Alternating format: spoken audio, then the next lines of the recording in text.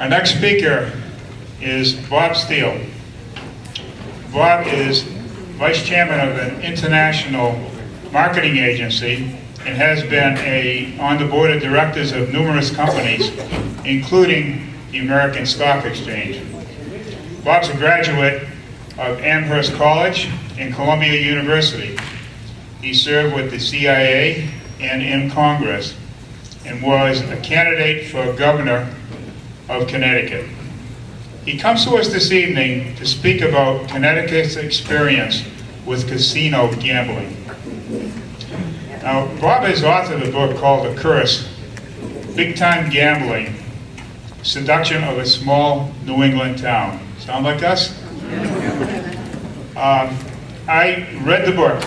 I was just absolutely amazed and actually spooked by how relevant it is to what we're going through here right now. It's amazing. If you get a chance to read the book, actually Bob has some over there, and they're also available on Amazon and other electronic media. I recommend strongly that you read it because it's not just facts and figures. What it's about is a novel that incorporates those facts and figures and what happened in Connecticut into the story of what a family went through.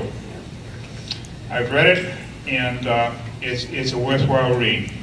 Right now I'd like to introduce Bob to tell us what happened in Connecticut.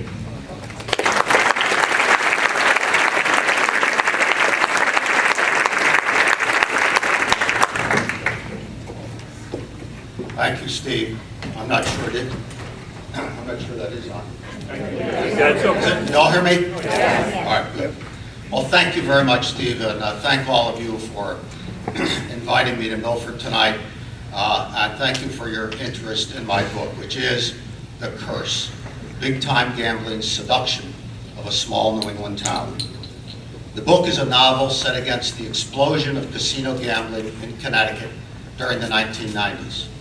The book starts with the Pequot War back in the 1600s, and the Connecticut colonists, all of whom came from Boston, living up and down the Connecticut River precariously, got together with their Mohegan allies and almost annihilated the Pequots as a tribe. The Pequots at that time were the most powerful and the largest tribe in Connecticut. The story then jumps some 350 years as these two tribes, the Mashantucket Pequots and the Mohegans, re-emerge under the law to build the world's two biggest casinos in the southeastern part of our state.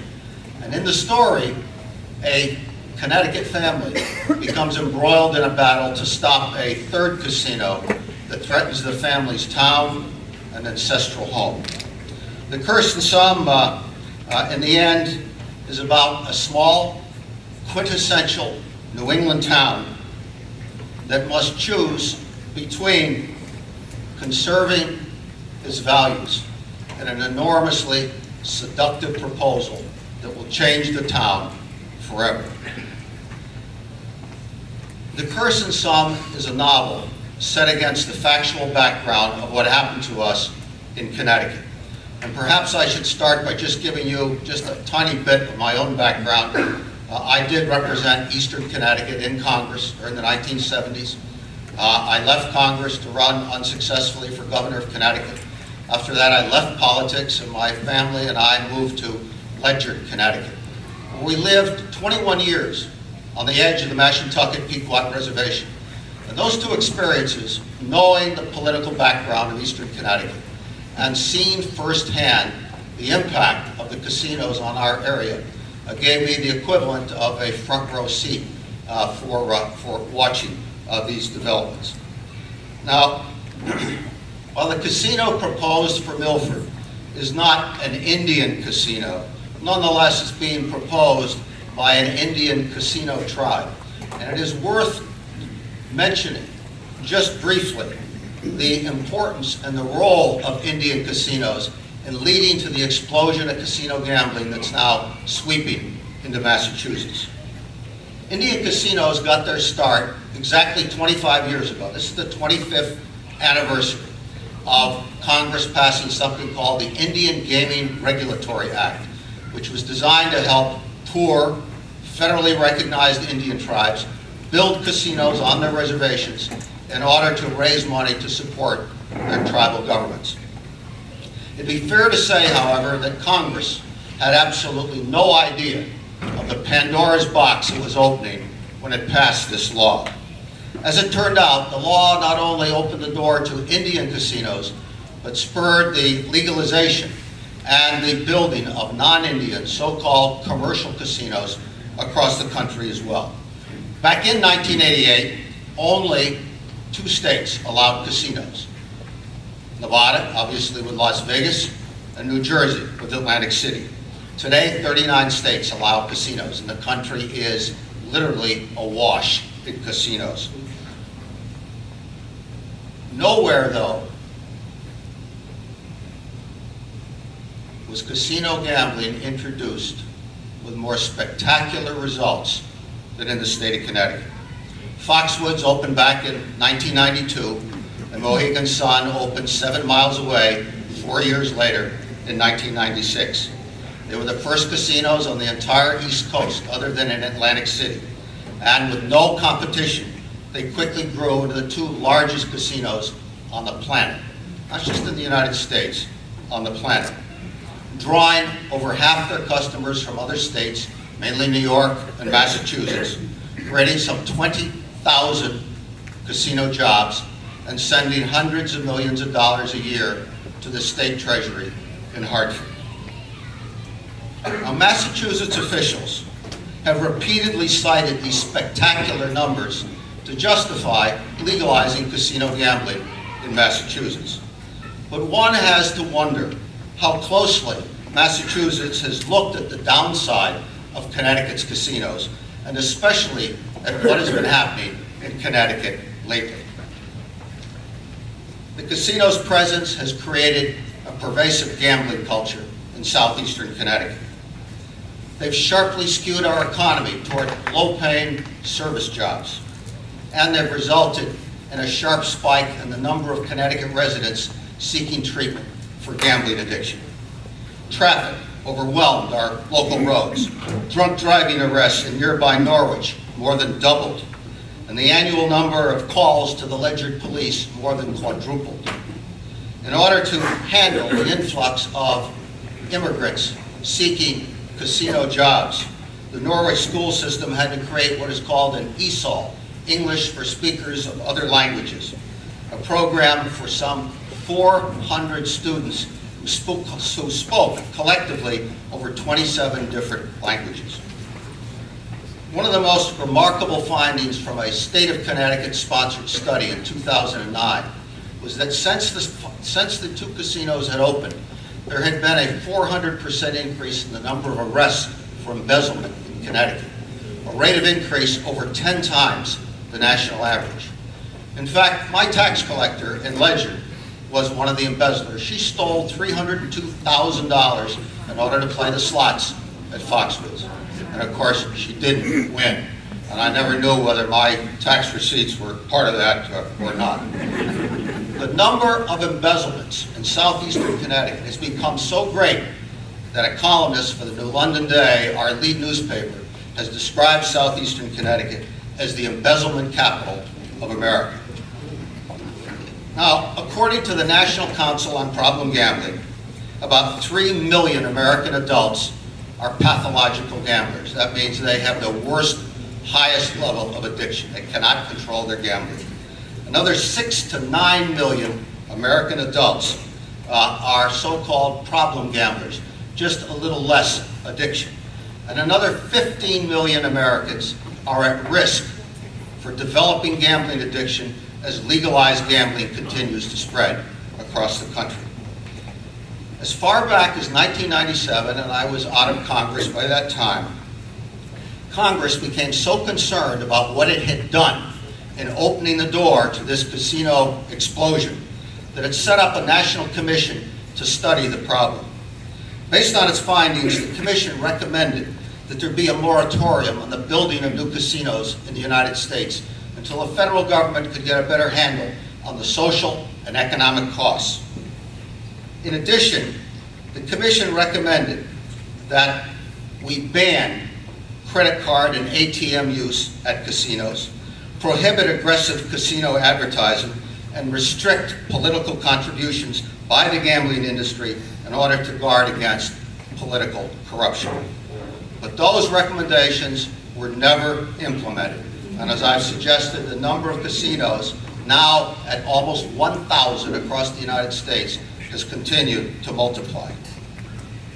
In the meantime, the casino industry and casino opponents have fought what I would call a pitched battle over whether casinos are good or bad for our society. The casinos, and you've heard this argument over and over now already, these casinos have now become a $63 billion industry and one of the most powerful political groups in the United States. They argue that casinos spur economic growth, create jobs, increase entertainment options, and provide states and municipalities with much needed revenue. But as you would suspect, the opponents argue just the opposite. First, they point out that gambling is addictive for millions of people, that casinos prey on pathological, problem, and frequent gamblers for up to 80% of their profits, and that gambling addiction leads to debt, bankruptcies, broken families, and crime. They're especially critical of slot machines, which typically produce about 3/4 of a casino's revenue, and are viewed as the most addictive form of gambling at a physical casino. In fact, a new book entitled Addiction by Design by a brilliant MIT professor named Natasha Schull makes the case that today's slot machines are far more addictive than almost any of us ever realized. The book documents in dramatic detail how today's slots are the result of exhaustive corporate research designed to keep players playing as long as possible and maximize what the industry, what the industry calls time on device, in order to extract as much money as possible from each player. Second, opponents contend that individuals aren't the only ones being hooked on gambling. In addition, they say that state governments are becoming so dependent on gambling revenue that in an almost Orwellian twist, they become partners of the casinos in promoting predatory gambling and using addictive machines in order to squeeze money out of their citizens. Third, opponents say that casinos constitute a regressive tax on low-income people who can afford to lose the money the least. Fourth, they totally reject out of hand the idea that casinos are effective economic development tools. In Connecticut's case, they point out casinos have done little or nothing to create spin-off businesses, but instead have cannibalized existing businesses and have left people with less money to spend on other goods and services. There's one local restaurant owner who initially was enormously excited about Mohegan Sun coming into Montville, said, the casino customers drive to the casinos, they play at the casinos, they go to the shows at the casinos, they eat at the casino restaurants, they stay at the casino hotels, they fill up their gas tanks at the casino gas stations, and drive home. And finally, opponents say there is no evidence that casinos ultimately strengthen a state's or a town's finances. Connecticut, they note, has now taken in over $6 billion. That's billion with a B. Over $6 billion in shared slot revenues over the last 19 to 20 years. And yet Connecticut today is in the worst financial shape in its history, with the highest debt per capita, the highest unfunded liabilities of any state in the United States. Moreover, the U.S. Bureau of Economic Analysis recently cited Connecticut as the only state in the United States to have negative economic growth last year. And you know the one county in Connecticut that had the worst record? Norwich. London County, where the casinos are. Now, economist Earl Grinnells, who is the leading independent analyst of impacts on areas of casinos, go so far as to estimate that the cost to benefit ratio of introducing a casino into an area like Milford, like your area, is at least 3 to 1. That is, the costs on a long-term basis outweigh the benefits by at least 3 to 1.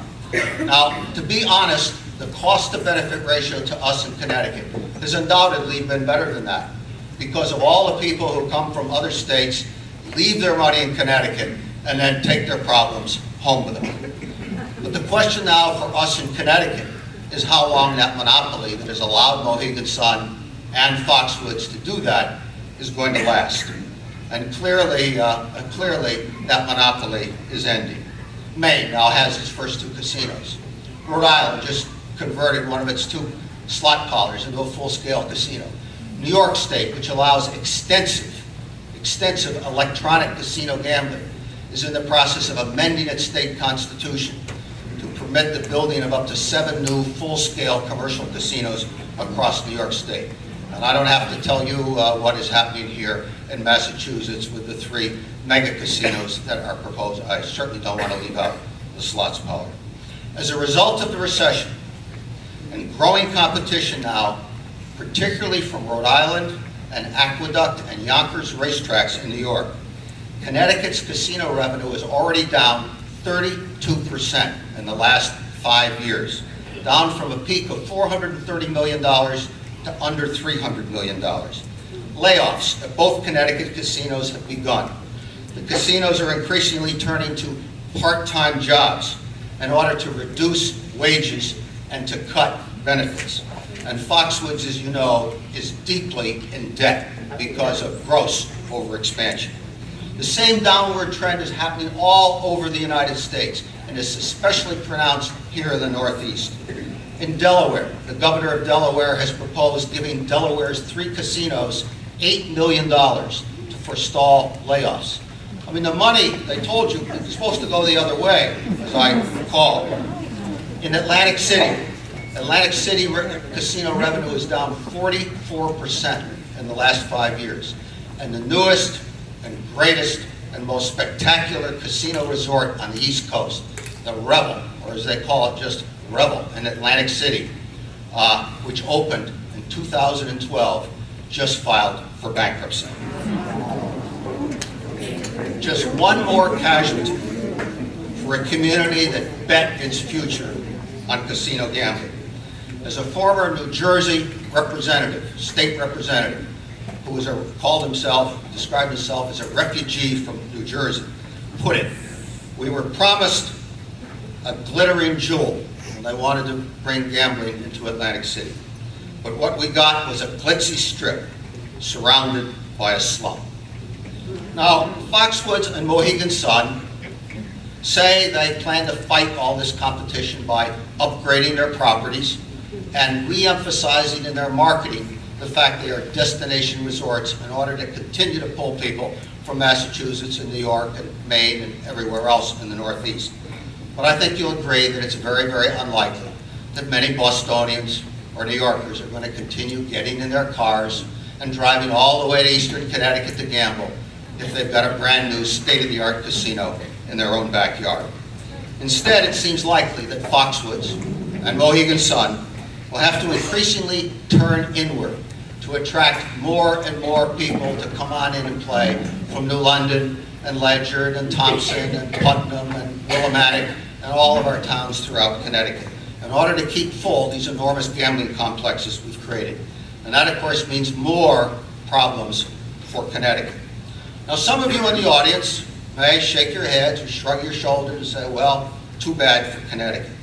But it's very difficult to believe that your experience here in Massachusetts is going to be any different.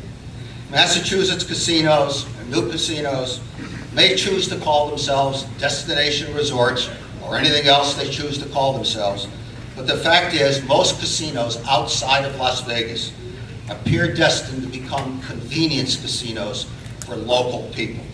As a result, a Milford casino can expect, based on our experience in Connecticut, the great overwhelming majority of its customers to come from close by rather than from other places in New England or New York. There's also, in closing, I want to say another lesson that we're learning in Connecticut that you might want to consider. And that is, once casino revenue starts dropping, and it will, unless you are totally different than every other place in the United States, what you can expect from your state is to try to replace that revenue with more gambling. Connecticut's response to its declining casino revenue has been to increase the casino's free play allowance so they can beef up their promotions and attract in more people. And the state of Connecticut has now begun to put itself into the casino gambling business. For starters, Connecticut just a couple of months ago legalized Keno for our restaurants, bars, and taverns. And then the next day, legislative leaders proposed putting video slots, the most sophisticated kind of slot machine, into our OTB parlors, so we have slot parlors across the state of Connecticut. All of these moves pale, however, compared to what our state appears to have in store for us next. Nevada and New Jersey earlier this year approved in-state online gambling for their casinos. And our governor is on record as saying that if other states do that, then Connecticut has to follow suit in order to protect our casinos. You can imagine what the sequence will be here in Massachusetts. And of course the casinos want this desperately because they're hurting now and they believe that online gambling, if they can run the book, so to speak, will greatly expand their audience and especially expand their access to young people. And the experts are particularly concerned because they view online gambling as the most addictive form of gambling because of the instant gratification aspect of online play, its 24-hour availability, and the rapid pace of play. As one expert commented, legalizing online gambling will be the equivalent of opening a 24-hour casino in every house, every apartment, and every dorm room in the state of Connecticut. So in other words, having brought physical casinos into Connecticut, it now looks like we're going to have no choice but to legalize internet gambling. The whole history, and that I want to say, that is a very daunting prospect for those of us in Connecticut who think we already have enough gambling. In fact, the entire remarkable story of casino gambling in Connecticut is enough to want to write a book. Thanks very much.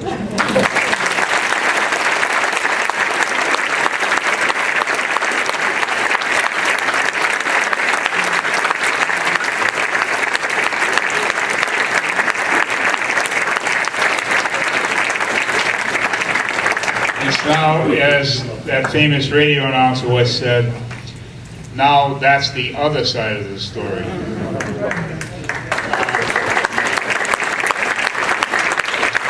We want to respect everybody's time, and we have another couple of speakers. And so I'm going to say we'll take 5 questions, and we ask you please to be brief and give your question, and then let Bob handle it. And I will try to get as far as I can from here with this mic, but we don't have Foxwood's budget for good equipment, so you may have to come up here. Sir?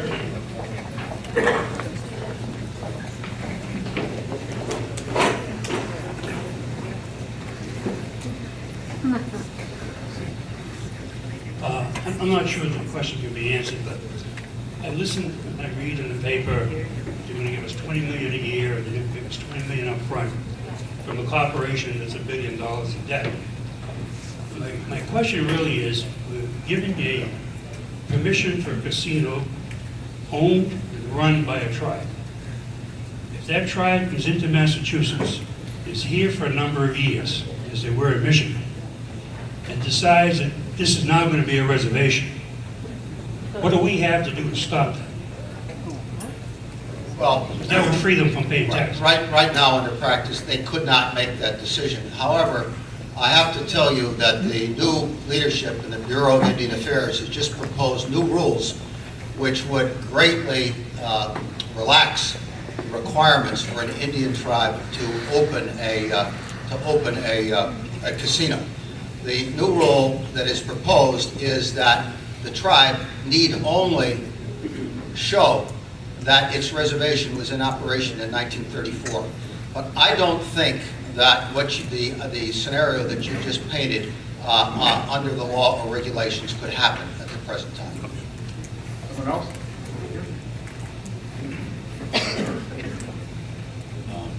Hello.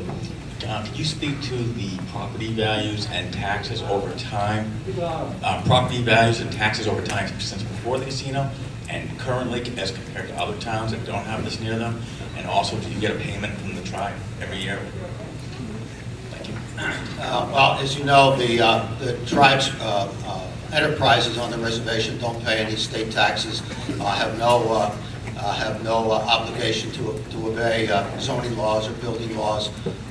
They pay no state, no town property taxes, etc. Individual tribal members do pay federal income taxes for the money they receive. Now, you asked specifically about real estate values, and I wish I could answer that question better. The problem is that the tribe went from 16 people to 900 people, and as they brought people in, they were buying up properties. So it was a very non-traditional situation. Moreover, there haven't been any studies on the Ledyard Montville areas on that. However, I can tell you that in my big neighborhood, that property values went down approximately 15 to 20% over the next 6 years at a time when real estate was recovering in the rest of the country. We have 3 more questions, possibly here. I don't know how many people are aware, but one of the things that has been cited is that Milford has proposed other ways of developing business in Milford. And it seems like we're mesmerized by get rich quick, I think.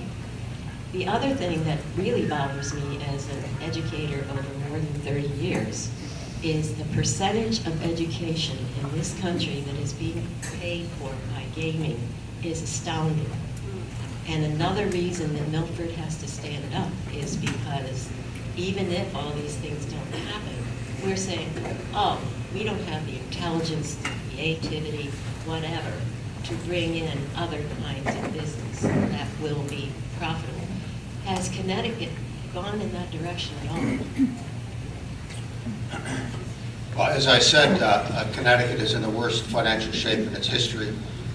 It's got a very serious jobs problem. The worst counties in London County where the casinos are.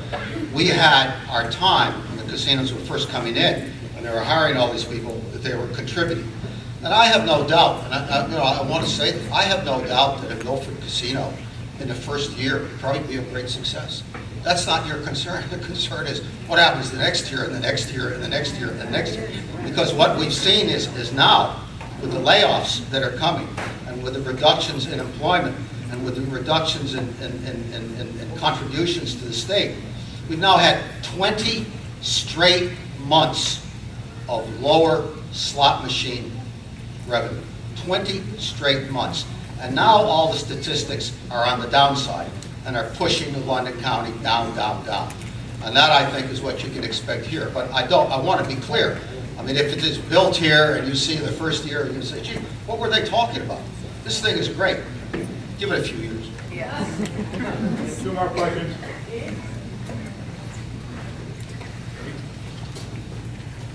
Thank you. It's not a question, sir, but more of a response to the young lady about whether or not Milford would be able to attract business by any other means. We've been there and we've done that. The question is, can the site of solid granite be used? That's been raised in the discussions. In I believe it was 1979 and 1980, after we lost 3,500 jobs, or 3,000 jobs when Rockwell International closed its doors, Milford did embark on a very novel way of bringing business to Milford. Under Massachusetts General Law 121A, we negotiated tax agreements with businesses if they would locate in Milford. We were able to do that because the site is exactly like the one that's being proposed, solid granite. And we were able to develop over 100 acres. We replaced the 3,500 jobs. Actually, we created approximately 10,000 jobs. The problem with the casino, and I'd be very brief on this, trying to be anyway, the problem with casinos is that good, decent, ordinary people have to lose so they can make profits. You have to lose. There's a scene in the movie Casino where Bob De Niro says, after a millionaire won $3 million, something happened to his plane, and he had to continue playing, and he lost it all. And Bob De Niro said, see, if we keep them here long enough, we get it all back. It's bad business for Milford.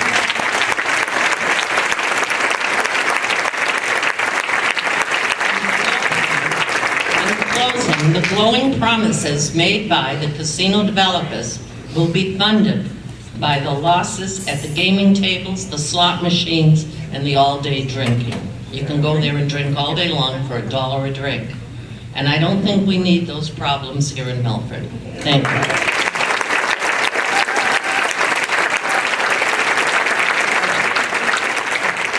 One last question right here.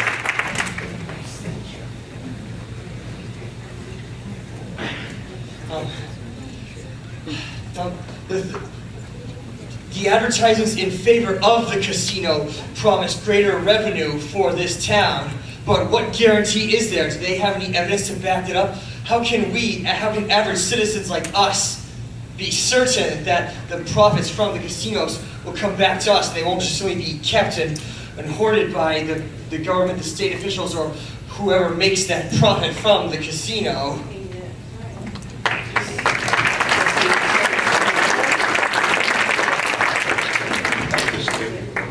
Thank you very much. Thank you.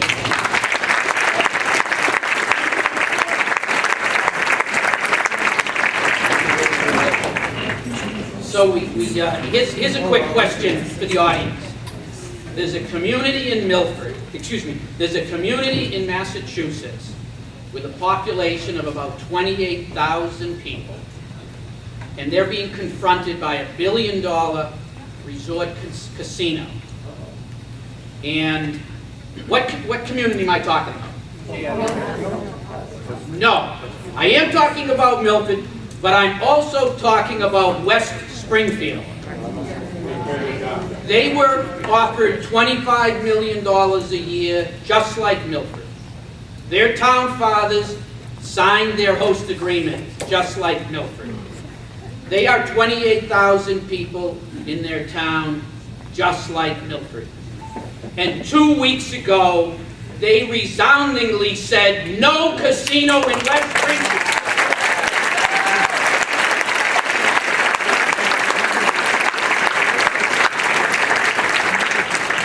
We fortunately have the leader of the anti-casino movement in West Springfield, Alan Cabot, here to tell us some insights and some words. Alan?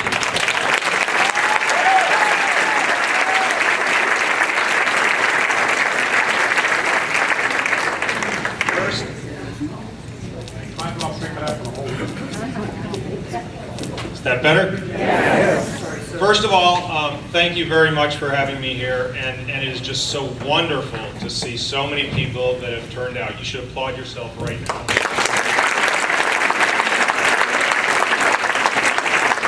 If I had seen, I probably did see about 10% of the numbers that are here right now for our first organizational meeting in West Springfield for No Casino West Springfield, which was held about 40 days before the vote. We didn't have a lot of time. You are so much farther ahead. That's so encouraging. Believe me, it is. It's huge. But there's also a lot of work to be done. So let me tell you a little bit about my experience in West Springfield. You're going to find a lot of money wandering around the town in the next 2 months. We estimate that Hard Rock International, the casino company based in the Virgin Islands, spent between $3 and $4 million in our town. That was about 200 times the $15,000 that we managed to raise. What they didn't have, is what's sitting in this room. The people, the residents, the people that walked around door to door, that knocked on doors, that passed along the message, that got the rest of the town hearing the other side of the story. The other thing we didn't have was a jump. In other words, Hard Rock was in town for 6 months before we were formed. And it may not be a political decision as to where the state ends up putting a casino down the road. It certainly is a political decision, town to town, the way your town treats it. We had 9 councilors and a mayor. Our mayor became a cheerleader. 6 councilors came out in favor of the casino, and 3 others wouldn't say a word. That's what we had to be up against. Now, we also had a host agreement, which promised the mayor, the day that he signed the agreement, he would receive a check for $400,000 for the town, that would go to the town. Now, nothing comes without a little bit expectation, obviously, and they certainly delivered. Like I said, the 6 came out in favor, the mayor was a cheerleader answering questions in front of assemblies like this when Hard Rock was making presentations. So as far as the political process goes, you've got to jump on that, you're ahead of the game. It's strikingly similar, the size of our town. 28,000 residents, about 17,000 voters. I looked online and saw what Milford had here. I was literally amazed. I said, well, if we can bring some signs over, whatever we can do to help, we'll be more than happy to. I also had a chance to look at the annual report of Milford from last year. You're not that desperate.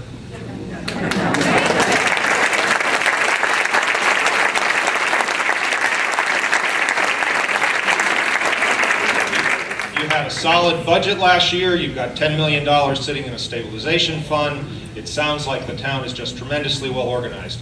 About 10 years ago, West Springfield changed from a town meeting form of government. I was a town meeting member back then, and we had 3 selectmen. So we come from a very, very similar history. It's amazingly similar. What else can you expect besides all the money that's going to be around here? A very sophisticated advertising campaign that's going to be run by professional organizers, campaign managers. When it started raining on election day and we were standing outside there holding our signs, a little car zips up, somebody's driving it, somebody's in the passenger seat, the window comes down, and suddenly ponchos are being thrown out to the window to all the yes signs that were sitting there in town. It's so well organized. At 2 o'clock in the afternoon, they went around each of our 4 different polling places. They looked down the lists of who hadn't voted. They compared that to who they expected to vote yes, and they got on the phone and started calling them and said, how come you haven't been to the polls yet? That's literally the detail that you will run into, and the amount of money and the follow-up. So while it's very, very encouraging to see you all here tonight, you've still got a lot of work. And the work is literally going to be what we found, door to door. I mean, I would love to put Bob Steele in my pocket and walk to the next door and have him talk to somebody for the next half hour. But to be honest, it's even better if you, every one of you, go to your next door neighbor, because they know who you are and they know what your concerns are. And that's going to make the difference in this election, the people that are sitting in the room here today. What can you do? Your organizers are going to tell you that. If you've email lists, get on them. If you've got websites, click on them, because the more clicks, the higher up the ladder they go. Obviously, you're going to talk to your neighbors. If you don't feel like knocking door to door, a great way, a lot of people in our town, they just said, gee, I've got 30 friends. I'm going to take one of these flyers, I'm going to put a personal note on top and say, this is a concern of mine, Bob, Joe, whoever your friend is, mail it out. That's how the message gets around. That's how a grass organization works. Volunteer for the standouts, volunteer to make signs. Homemade signs are great. They get featured everywhere. I was talking to a Hartford Current reporter and saying, look at the line of Hard Rock Yes signs. They're all exactly identical. People know where that comes from. And if it comes out of your heart and soul and you put it on a sign, it means that much more when it shows up on the newsprint, when it shows up to your neighbors. They've got millions of dollars But again, we've got the people and the volunteers here in this room. I wouldn't bet against you. Good luck on your campaign.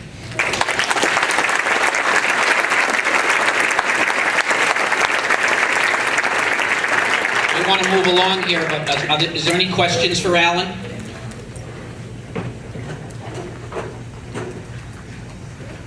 You're saying they have millions of dollars, but then on the other hand, they're saying it's gonna run out? Is that what you're saying? What they're promising us is not gonna happen? The money they're promising the town, are you saying it's gonna run out maybe the first year? They have millions of dollars for an advertising Right. campaign versus the people you have. But they've promised this town, millions of dollars. Are you saying that it's gonna happen just the first year and then it's gonna be gone? No, that's what they're gonna throw into the advertising campaign against you in the next 2 months. Right, but I guess I'm talking about something else, the money that they're gonna be giving the town. Right, they're paying real estate taxes. And to be honest, if you read the host agreement for your town, and I actually did take a peek at it, everything else is mitigation. In other words, they're admitting, yes, there are problems. We have to mitigate. You're going to have more crime.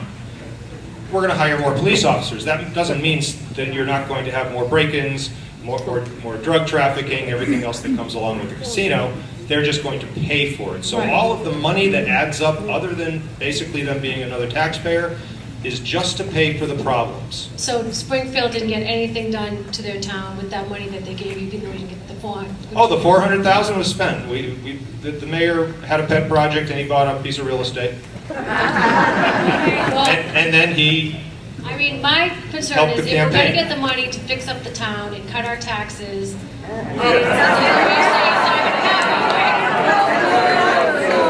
not gonna happen. It's a lie. It's a lie. no, That's what you're saying? that's not the way it works. And I Okay, guess so Bob it's a lie. explained Just it. tell me it's a lie. We're not gonna get our taxes cut. The town isn't gonna be fixed up. I mean, right? The cost that will be created over time will be well in Go to excess of anything that Connecticut, comes see in. what they're doing. All towns are ruined.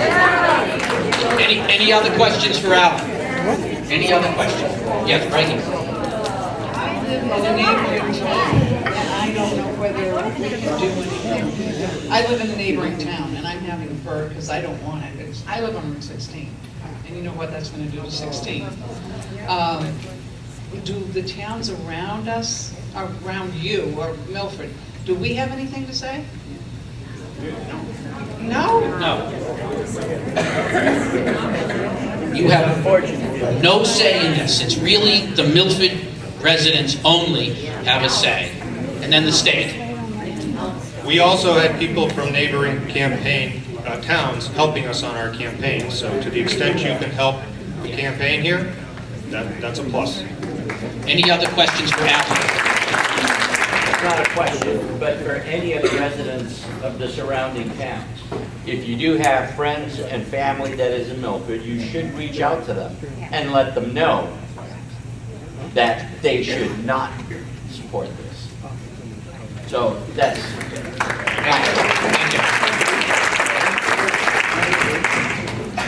Thank you. This is our final speaker tonight, and before I introduce him, let me just say that the most important asset we have to oppose the casino is, as he said, sitting right here. But we need desperately you to stand up and volunteer to do something.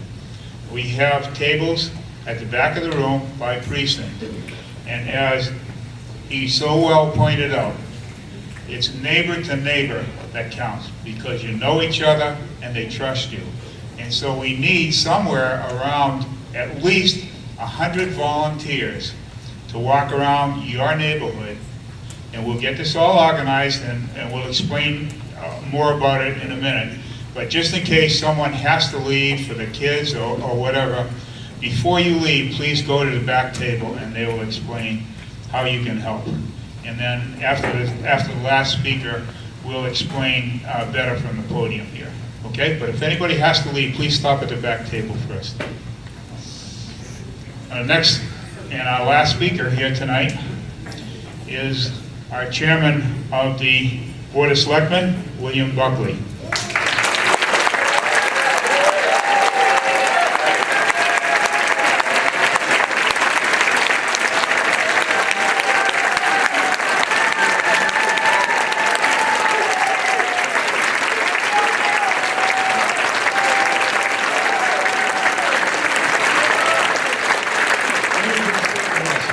I spoke to Bill today. I said, how do you want me to introduce you, Bill? He said, oh, don't give me a long introduction. Just say I'm the chairman of the Board of Selectmen. And that is so characteristic of Bill for how humble he is. But I'm going to say one thing, Bill. He's one of the most courageous men I know.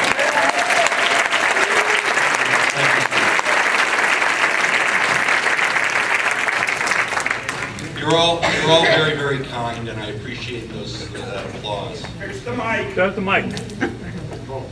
Is this better? My children have never said that I was hard to hear. No, I appreciate the kind words from Steve, and I do appreciate that applause. I guess I'm here just to give you a little bit of perspective, at least my perspective, on the process that we used. And I'm not going to go into great detail because I think everybody knows my position from the beginning on this.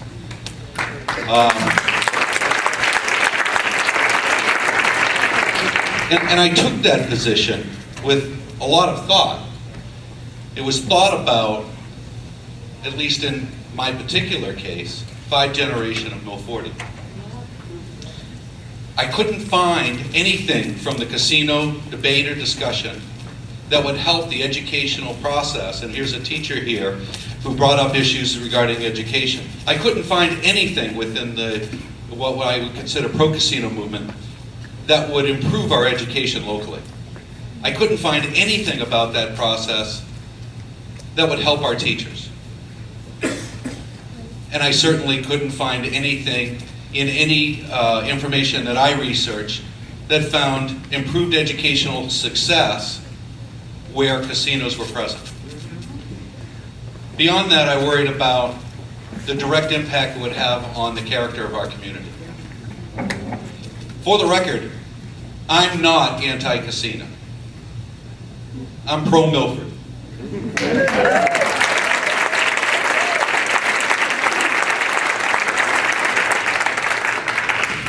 And, one of the previous speakers talked about the host community agreement. And he put it into 2 buckets. And it is very simple. One bucket is mitigation. That is, for all the negatives that might happen, the casino puts a bucket of funds together and says, we'll try to mitigate that. That's the upfront payments, spread out over 4 years. That was their obligation with the legislation that was created. Casinos who wanted to engage with the town had to mitigate the impact. They did the best they can by throwing money at the problem. But as the previous speaker said, there isn't any one of our public servants who are going to say that with the increased traffic, any additional accidents or any additional issues, with any increase in crime, they're going to mitigate that issue. What it means is we're going to have trained professionals that are going to be able to respond to that. We're going to have more people in cars. We're going to have trained firefighters who are able to use specialized equipment in order to mitigate that accident, traffic issue, or whatever. There's no prevention here. It's an attempt to mitigate. The second bucket of funds that they're touting is simply a tax obligation. When was the last time any one of you were congratulated for meeting your tax obligations?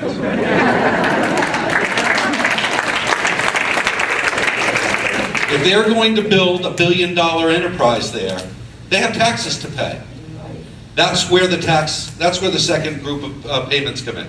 So the speaker previous to me had aptly talked about two groups. This is a process, and I looked at this process, and I'll tell you the process I went through. I had a personal view and a personal opinion, and when the data was presented, my original opinion stuck. This isn't going to improve Milford as a community. Now, having said that, the more important aspect of that is that if it's not going to help the town, consider what the risks are. I'd ask pro-casino people to do that, and I'd ask pro-Milford people to consider that. Don't let anybody pigeonhole you into a group or a bucket that says you're anti-casino. Take the position you are pro-Milford. I see a lot of people here of various generations, young people, old people, educators, public servants. I see a lot of people here who are caring about their community. I don't see them as anti-casino anything. Steve mentioned the amount of work that there has to be done. You know, for the record, by the way, I reached out to the pro-casino movement. I said at any time, in any public forum, if there's ever my perspective that's helpful to you, I'd be happy to speak about it. But I'd encourage you to do something, and it's very important to me personally, and I hope it's important to you. It's important that we debate honestly and respectfully. It's important that when we engage our neighbors, that we do it with the consideration that they may not feel the way you feel. That's okay. That doesn't make them bad people any more than it makes you bad people.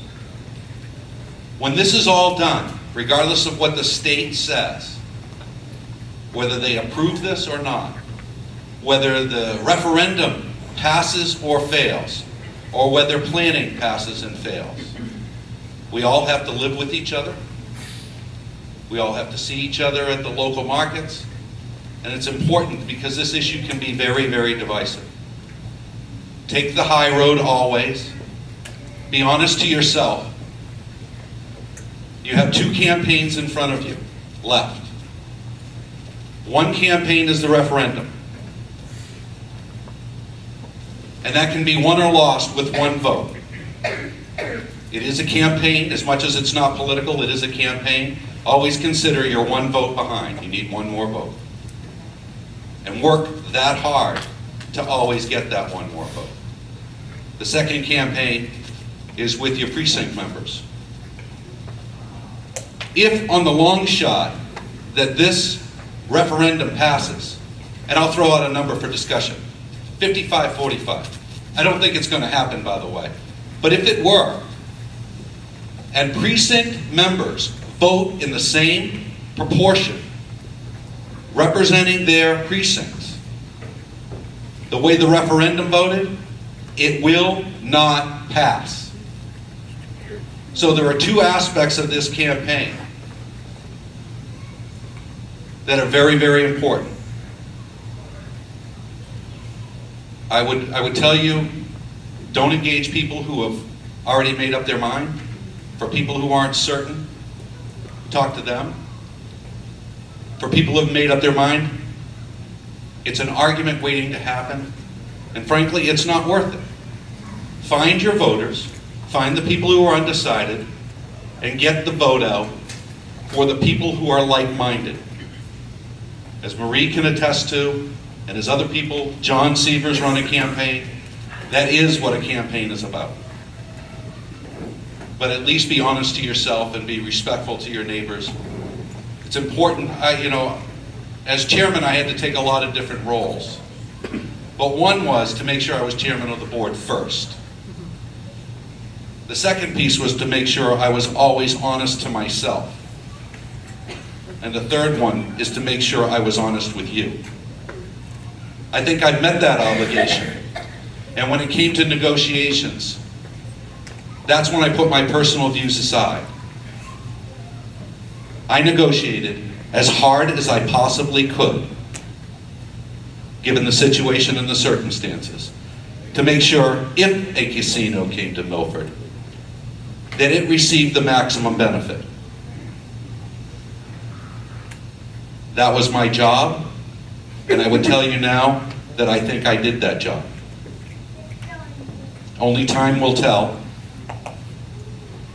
So at the end of this meeting, please do sign up in your neighborhoods. Let people know where you are. Let people know what neighborhood you can represent. And be part of something that I don't know that we're going to see anything in our lifetime that will be this big. And I don't mean to be overly dramatic about it. I can tell you there's a fair amount of people who spend a lot of nights out and reading a lot of material to try to come up to speed on this process. And I was one of them. I thought I owed that to you. But moving forward, it's important that you engage your neighbors, sign up for the functions that exist back there for neighborhood support, and find those people who think like you and make sure, it's the old saying, those that show up decide. On referendum day, those that show up are going to decide this. And you're going to be amazed when you look at the voting list later and see the amount of people who did not show up. Some of them are going to be your neighbors and friends, and some of them are going to be people who committed to you. Anybody who's run for office has seen that before. You'll see it again. Make sure you get out the vote, make sure you organize. This is a David and Goliath scenario. You heard the previous speakers talk about the amount of money that's going to be injected into this community to sway the vote. They'll be very, very organized. They'll have people calling, and they won't call just anybody. It won't be random. They'll be calling the people they've identified as pro-casino. They'll put unlimited resources on it. You'll see an enormous amount of vehicles election day driving people to the polls. But the thing I have to give all of you credit here for, the one thing that stands out in my mind, each of you bought your own signs. Nobody bought those signs for you. Those signs are going to pop up, and they're going to pop up a lot of places. As a matter of fact, you're going to see them pop up on rental places more often than not. And that's in part because the landlord wants the sign there, not the people that are necessarily living there or voting there. And if you count it, look at the people who bought signs that don't want a casino, and then look at the people who place signs that are pro-casino. So good luck to all of you. And I've made myself available by email, telephone. I've tried to answer your calls, emails. I haven't always done that and responded as well as I'd like, but I do try. So good luck. I think you have two great co-chairs who are clearly committed to this community, and I think Steve and John deserve a round of applause.